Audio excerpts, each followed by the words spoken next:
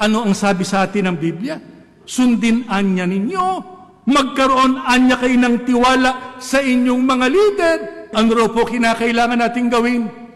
Doon sa pamamahalang inilagay ng Diyos sa loob ng iglesia, hindi lamang dapat sundin, hindi lamang dapat pagtiwalaan, kundi pagka mayroong ipinasusunod, ano dapat nating gawin? Gumawa tayo, umaksyon tayo, pasakop ang bawat isa sa atin.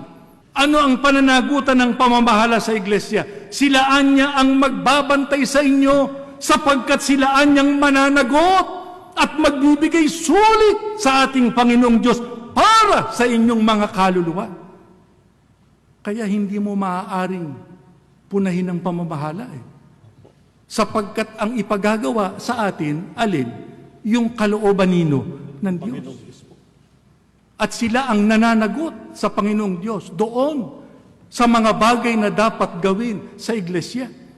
Hindi sila nananagot sa kung kaninong tao.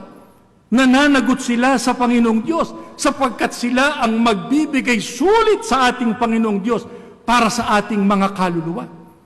Kaya anong sagutin, anong tungkulin ng bawat isang lingkod ng Diyos sa loob ng iglesia? Ano pong sabi sa atin ng Biblia? Kinakailangan tayong sumunod.